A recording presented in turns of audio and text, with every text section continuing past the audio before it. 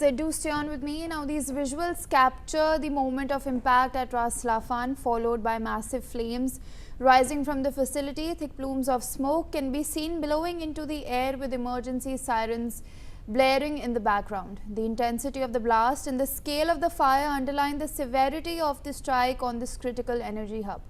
You can usually see the people in distress post the blast.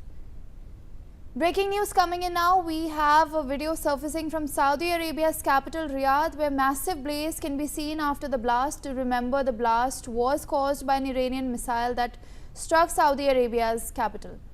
Now I would like to go across to Mr. Sanjeev Srivastav. Sir, before I ask you a question, now Saudi Arabia has of course said that our patience with Iranian aggression is not unlimited, and he has also said that Saudi Arabia reserves the right to respond to Iranian attacks. In light of this, sir, do you actually think that Saudi Arabia, do you anticipate rather that Saudi Arabia could respond to Iran's attacks on its country? Well, I think Saudi Arabia has the capabilities and resources to respond to such kind of aggression anytime. They have fought a very big, war in Yemen against Iranian-backed militias, and obviously this entire situation can be very well responded by Saudi Arabia, one of the top arms importers of the world, and they have invested a lot in their military. So I think they have capabilities to respond. But if they have not chosen to respond, as we have been discussing in the previous section of this debate, obviously we have touched upon every aspect. But having said that, such kind of patience is not unlimited. That is quite sure. And if situation comes to that pass that Saudi Arabia is left with no other option but to respond, they will certainly respond.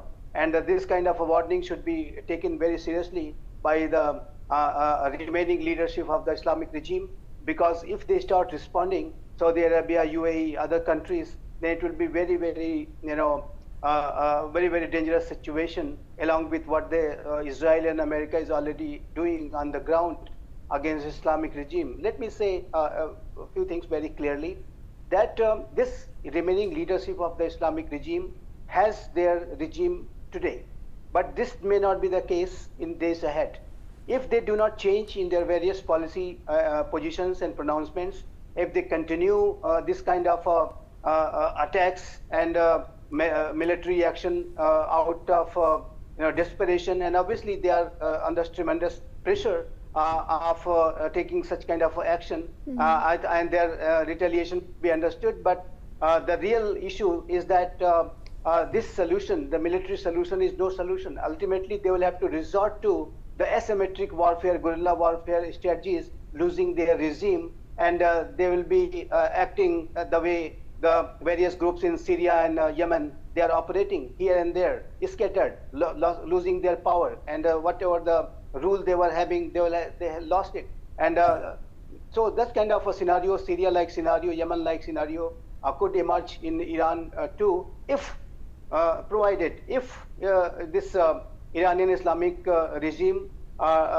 if they give some kind of a reconsideration, and they show some kind of a credible signs that their approach towards Israel, that is obviously has been of hatred and Holocaust denial, and eliminating the Israel from the world map, and not recognizing the state of Israel, etc. If they show some signs that they will bring about certain changes, I think still dialogue and diplomacy is possible. But on the other side also, other issues also, they will have to give serious reconsideration to their support to the terror proxies, using terrorism as the instrument of state policy, and terrorists as their strategic assets. So I think all those reconsiderations must be given by them urgently. If they do not do so, they will be continuously losing their leadership, and ultimately they will lose their existence of that regime, and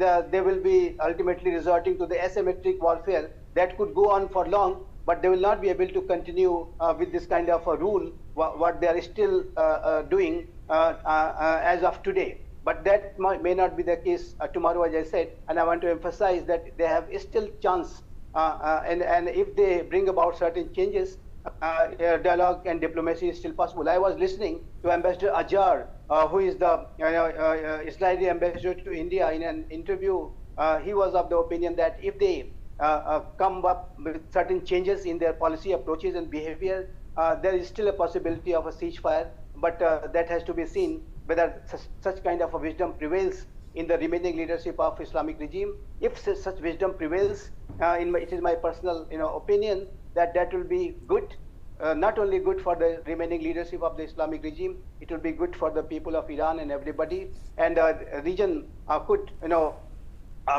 expect some kind of a peace and stability. But if they show same kind of adamant behavior, hating Israel, supporting terrorism, and have the ambition of acquiring nuclear weapons and using it against Israel, so such kind of extreme positions they will have to give up, and that's the only option. And if they bring about certain changes, then I think peace is still possible. Peace is still possible. It is not, everything is not over, but that may not be the case in days ahead. If they do not change and they will continue losing their leadership, there may not be a time, a position they would not be in even to come to the negotiating table. Who will be there after all to negotiate if they are all gone? All right, sir, please do stay